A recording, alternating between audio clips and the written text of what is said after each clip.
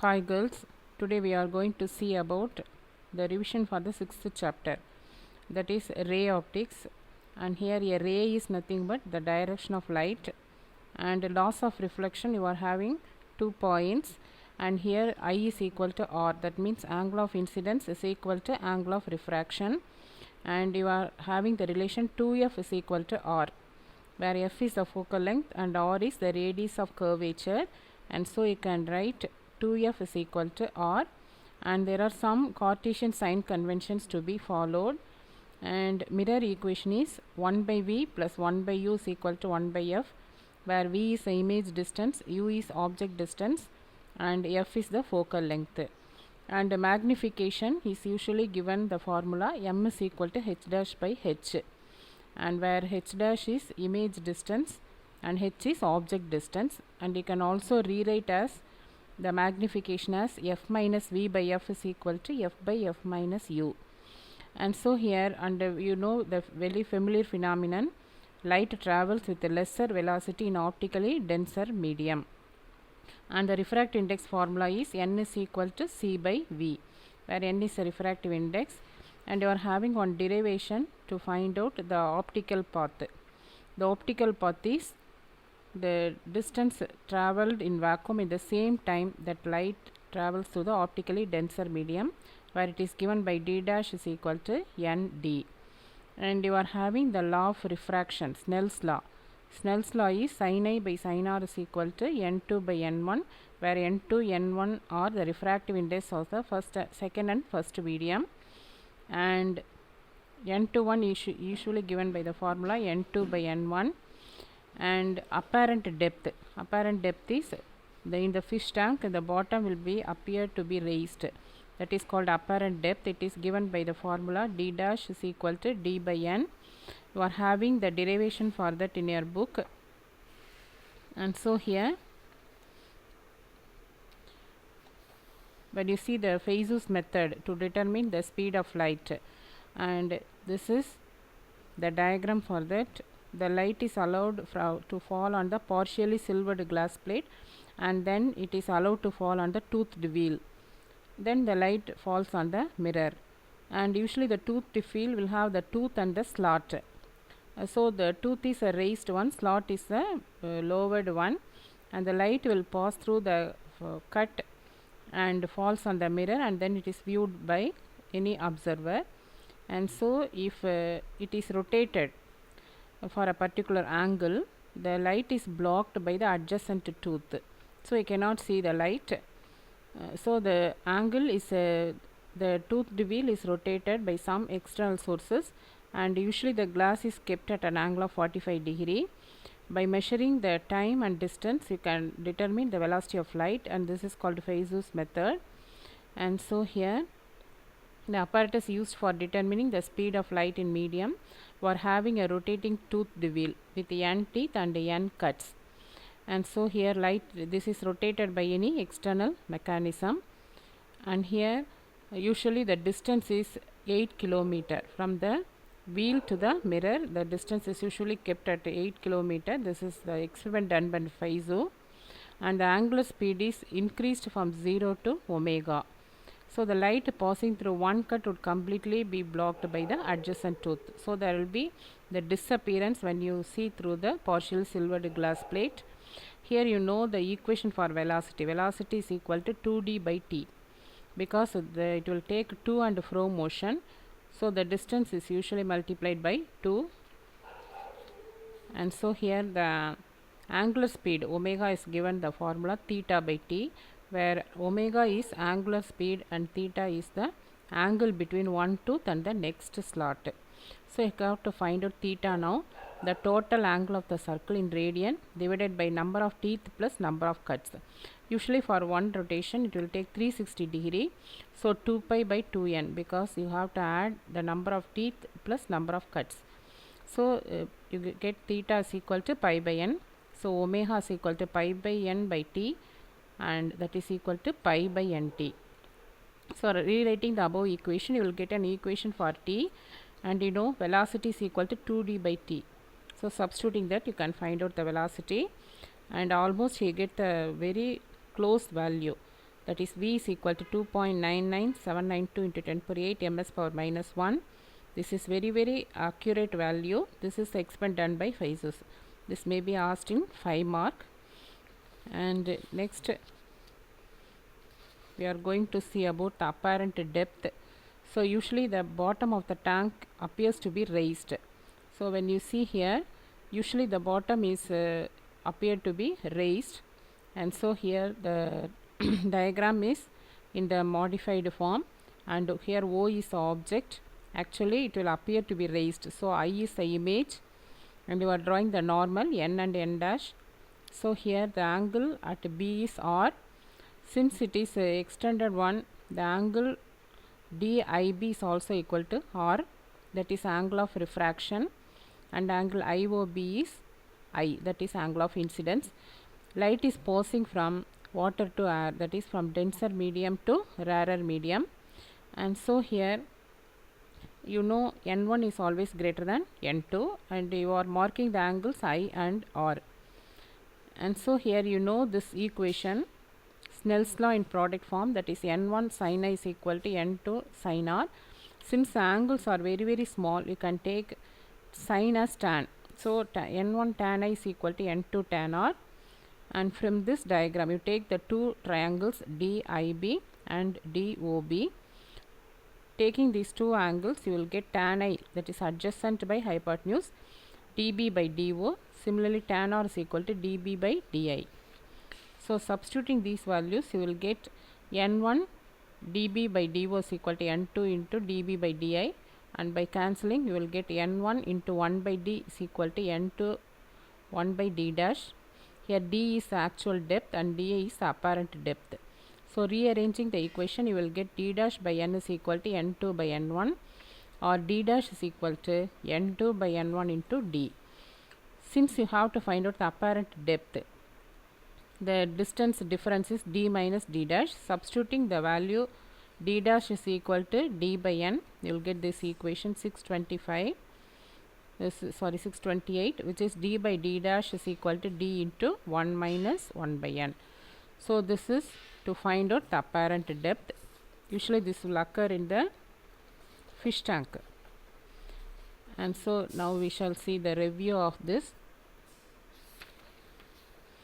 So we have seen now the apparent depth and equation for critical angle incidence. Sin I C is equal to 1 by n, where IC is the critical angle, and also you can find out the Snell's window. The formula is R is equal to D divided by square root of n square minus 1, and optical fiber is the instrument used for communication, and here you are taking core, cladding and the surrounding medium. Core is the center part of the optical fiber, and cladding is the next portion, and surrounding medium is the extreme portion, that is a very external portion, and you are taking the refractive index as N1, N2 and N3, and this is the expression for lateral displacement, and L is equal to T into sin I minus R by cos R.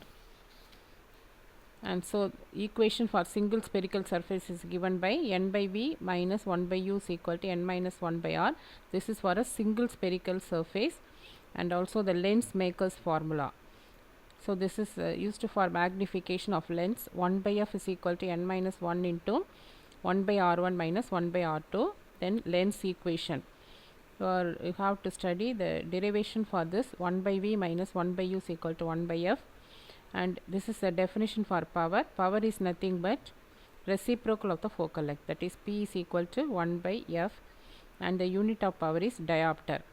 And if you are taking two lenses in contact, then the total focal length is 1 by f is equal to 1 by f1 plus 1 by f2, and this is the angle of deviation formula. D is equal to I1 plus I2 minus A, where A is angle of the prism, and you have to derive this equation. Mu is equal to, or n is equal to sin of a plus d by 2 by sin a by 2. So here when white light passes through the medium, different colors will be traveling in different travel with the different velocities. So usually red color travels faster than violet color. And next, angle of deviation. From that you can find out delta. Delta is equal to n minus 1 into a, and this is the equation for angular dispersion. dV minus dr is equal to nv minus nr into a, and dispersive power formula.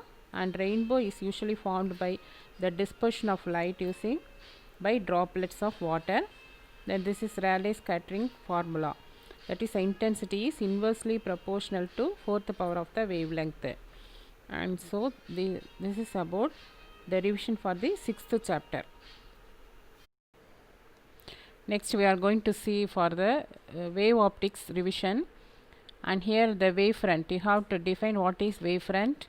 And Huygens principle. Huygens principle, it states a mode of propagation, that is method of propagation of wavefront, that you have to study, and you have to prove the law of reflection and refraction using Huygens principle.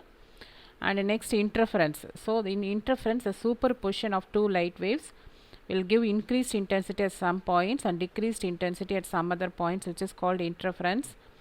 And you are having this equation where I is proportional to a square, where I is the intensity and a is the amplitude.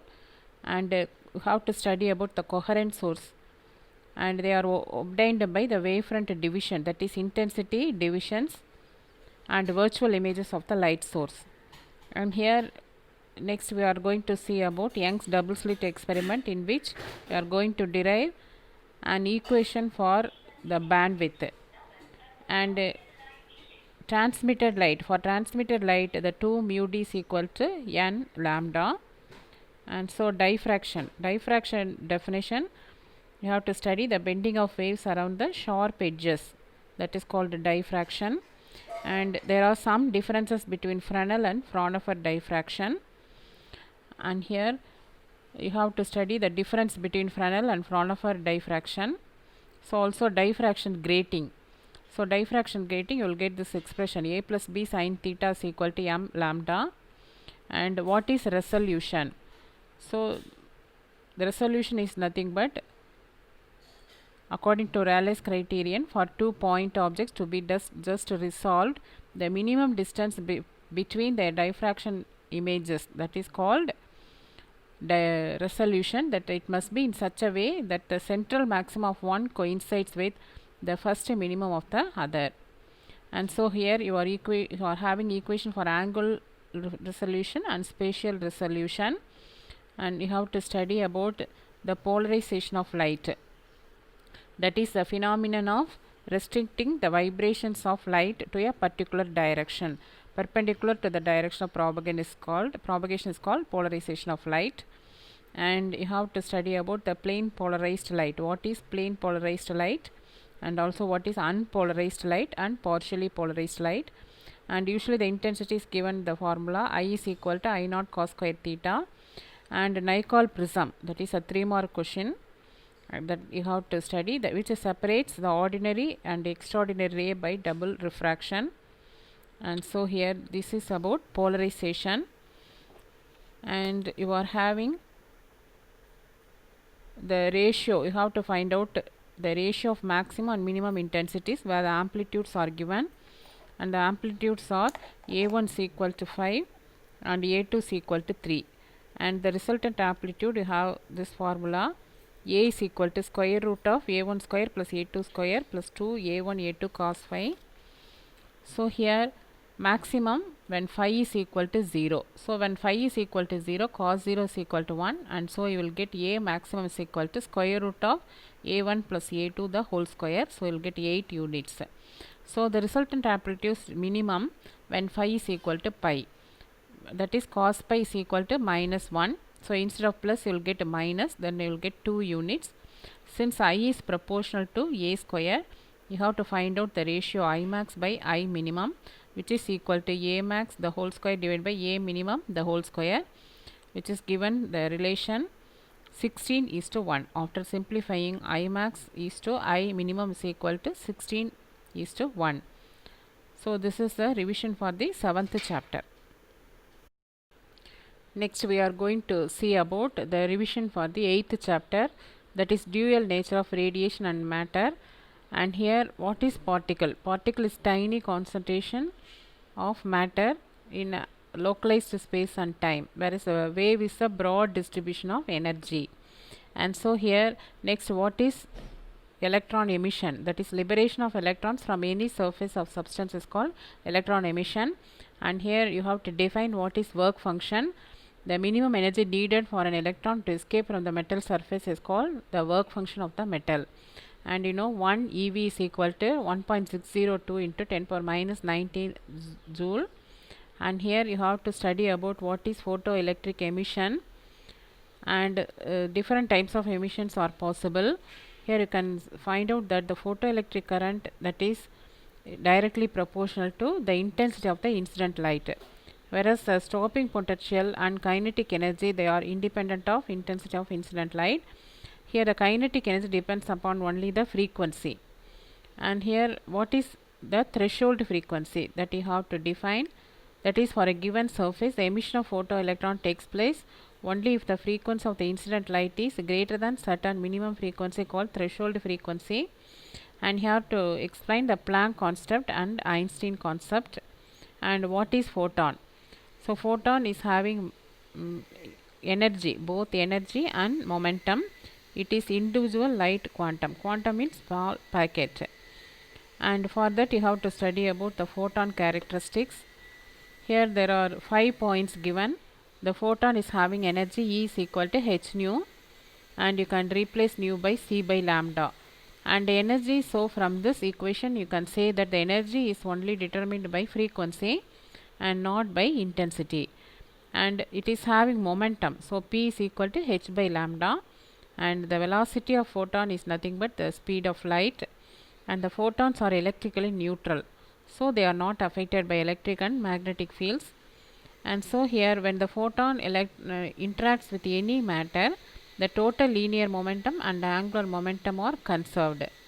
Sometimes the photons are absorbed, and sometimes new photons are also produced. In such a cases, the number of photons may not be conserved, but whereas linear momentum and angular momentum are conserved. These are the characteristics of photons.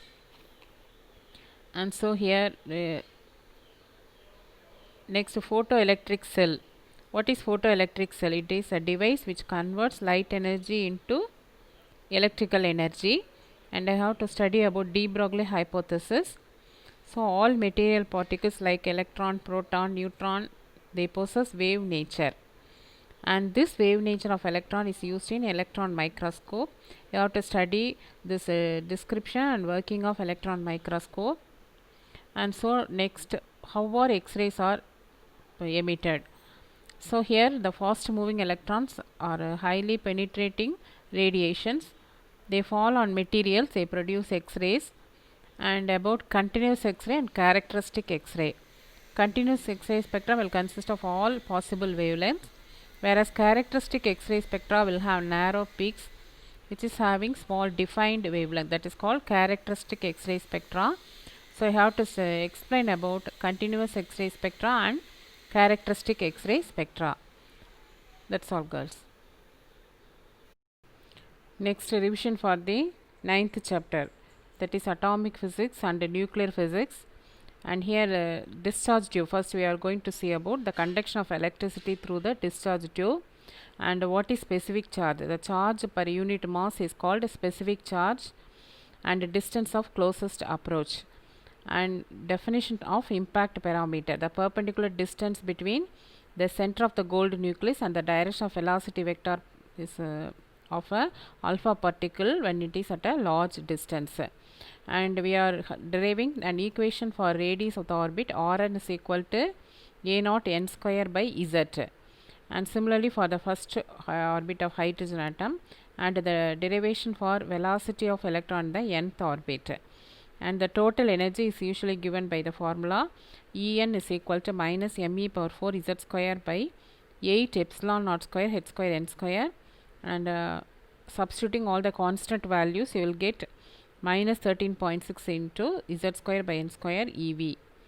And so here excitation potential, that is to remove the electron from the lower energy state, is called excitation energy, and ionization energy. These are the two definitions. Also have to study about excitation potential and ionization potential, and there is hydrogen spectral series, Lyman series, Balmer series, Paston series, bracket series. You have to study the equations related to that, and empirical relation R is equal to R naught a power 1 by 3, where R naught is equal to 1.2 Fermi, and the density of the nucleus is given. So the nucleus is very in the compressed state, and you have mass defect delta m is equal to ZMP plus NMN minus m. Here MP is mass of proton, Mn is mass of neutron, and capital M is a mass that is founded by mass spectrometer. And the difference between the calculated mass and the actual mass is given by mass defect. And you are having alpha decay, beta decay, and gamma decay. In alpha decay, alpha particle is emitted. In beta decay, electron is emitted. In gamma, the gamma ray is emitted. And this next law of radioactive decay, which is n is equal to n naught e power minus lambda t. You are having one derivation for that, and so we shall see the derivation now. So this is radioactivity definition. The phenomenon of spontaneous emission of highly penetrating radiation such as alpha, beta and gamma rays by an element is called radioactivity, and these elements are called radioactive elements. And this you are having alpha decay. In alpha decay, the mass number and atomic number will change. The mass number will be reduced by 4 and atomic number by 2. So X is the element that undergo alpha decay, and so you will get the new element Y. So usually X is called parent nucleus and Y is called the daughter nucleus. This is example given for that. So uranium, after emitting helium, it will become thorium. So the mass will reduce by 4, 238 to 234 and 92 to 90 with the emission of alpha particle. So this is an example for alpha decay. And next we are having the derivation for law of radioactive decay, and here you are having the law first. The law is the rate of decay, that is dN by dt is directly proportional to number of nuclei at some same instant. That is dN by dt is nothing but rate of decay, which is directly proportional to n. N is number of nuclei at that instant. Or you can write dN by dt is equal to minus lambda n, where lambda is a proportionality constant. So you can rearrange that, and dN is equal to minus lambda n into dt. And when you take the time as 0, that is initially the number of atoms present in the sample is n naught. So dN by n now becomes minus lambda dt. Rearrange the equation right like that, and the limits are from n naught to n, where n naught is the number of nuclei at the initial time and n is the number of nuclei at that particular instant, and the integral varies from 0 to t. So you'll get ln n. The limits are from n to n naught to n, which is equal to minus lambda t, and taking exponentials on both sides, you will get n is equal to n naught e power minus lambda t. So this is the law of radioactive decay, and this law of radioactive decay, this explains about alpha decay, beta decay and gamma decay, and the various phenomena in radioactivity. Next revision for the 10th chapter. That is, first you have to explain about energy bands and n-type semiconductor and p-type semiconductor. N-type semiconductor, the electrons are the majority charge carriers, and in p-type the holes are the majority charge carriers. And here you have to study about depletion region and forward bias and reverse bias. What happens when the p-n junction diode is forward biased and when it is reversed biased, and rectification. Rectification means the process of converting alternate voltage or alternating current into direct voltage and direct current. In this you are having two types of rectifiers, half wave rectifier and full wave rectifier. We shall see the half wave rectifier and the full wave rectifier now. And so here in half wave rectifier,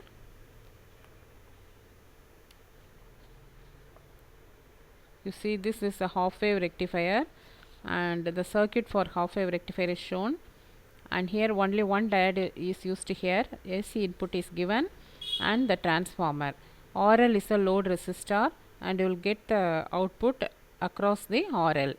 So when current is passed through this diode, since this is a AC, we are having both positive half cycle and negative half cycle, and during positive half cycle, so here the input signal passes through the circuit.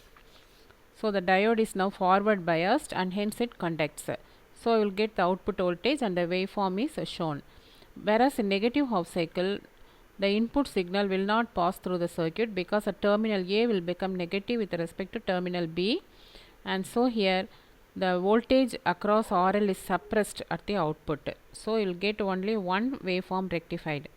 That is, only the positive half cycle is rectified, whereas the negative half cycle is suppressed, and so this is called half wave rectifier. Here you are drawing a graph between time and Vi. Vi means input voltage and Vo is output voltage. So here the pulsating output is got, and the efficiency is given by the formula ratio output DC power to the AC input power. DC output power, AC input power, that is called efficiency, and the value of efficiency is very low in this case because only one half of the wave is rectified. So this is about half wave rectifier. Similarly, you have to study about full wave rectifier and Zener breakdown. The difference between Zener breakdown and avalanche breakdown, that you have to study, and LED. So LED is a forward biased semiconductor device. And next, PN junction diode and solar cell. So solar cell is nothing but a photovoltaic cell which works on the principle of photovoltaic effect.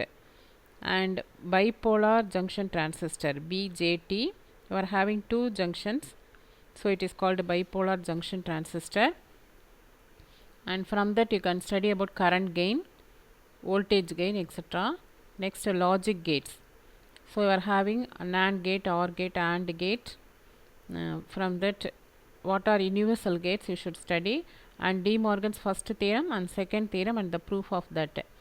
The first theorem, the complement of the sum of the two inputs is equal to the product of the complements. And similarly, second theorem, instead of sum you substitute, that is you write product, and instead of a product you write sum. So you will get the second theorem. And next, communication, how the long distance transmission takes place. And next, amplitude modulation, frequency modulation and phase modulation, the definition for these things. And propagation, about ground wave propagation, space wave propagation and sky wave propagation. And here satellite communication, how the satellite communication is used for our day-to-day life, and the advantages and disadvantages in satellite communication. And fiber optics, so it is method of transmitting information by sending of light through an optical fiber. And radar is a radio detection and ranging system, and it is used for remote sensing. And finally, you are going to study about mobile communication, and mobile communication without the use of any external connection like wires or cables. And you have to study about what is wire, what is cable, etc. And IoT, that is in the last part of the chapter. You are connecting every domestic appliance with the help of mobile, that is called IoT. So using Internet of Things, that is called as IoT. So you have to, it is possible to control various devices from a single device. Example, home automation using a mobile phone. So these are for small questions. So that's all. The revision is over for the 5 chapters, girls. Hope you understand.